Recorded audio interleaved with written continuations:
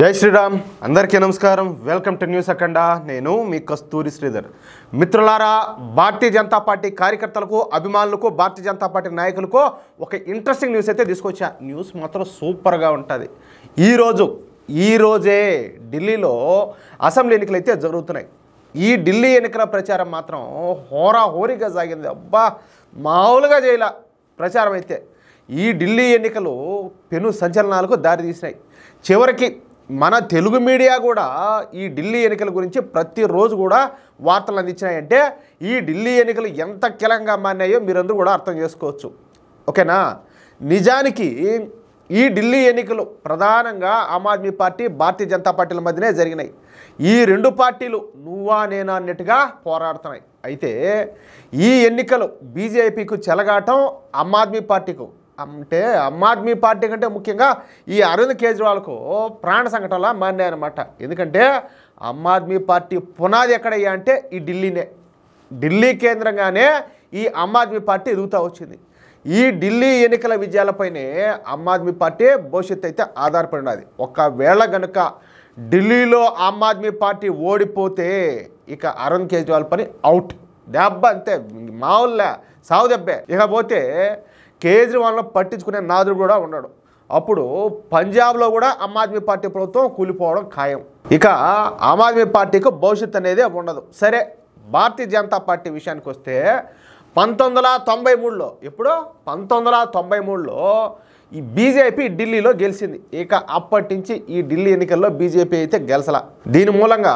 ఇప్పుడు ఓడిపోయిన బీజేపీకి పోయేది ఏంలే పైగా బీజేపీ జాతీయ పార్టీ అందులోనూ దేశంలో ఇప్పటికే 10 రాష్ట్రాల్లో అధికారంలో ఉండాలి అది సంగతి ఇక ఢిల్లీలో మొత్తంగా 70 అసెంబ్లీ స్థానాలు ఉన్నాయి అంటే మ్యాజిక్ ఫిగర్ 36 అన్నమాట అర్థమవుతుందా అంటే 36 సీట్లు వచ్చిన పార్టీ ఢిల్లీలో ప్రభుత్వాన్ని ఏర్పాటు చేస్తుంది ఇక వారం రోజుల్లోనే ఢిల్లీ రాజకీయ పరిస్థితులు పూర్తిగా మారిపోయినాయి ఇవేవో నేను చెప్తున్న మాటలు కాదు ఫలోడి సత్తా బజార్ అని ఒకటి ఉంటుందన్నమాట అది ఈ ఢిల్లీ ఎన్నికల గురించి ఒక సర్వేని అయితే విడుదల చేసింది ఈ సర్వే ప్రకారం వారం రోజుల క్రితం వరకు ఆమ్ ఆద్మీ పార్టీకి పూర్తి మెజార్టీని కట్టబెడతా వచ్చింది ఈ సంస్థ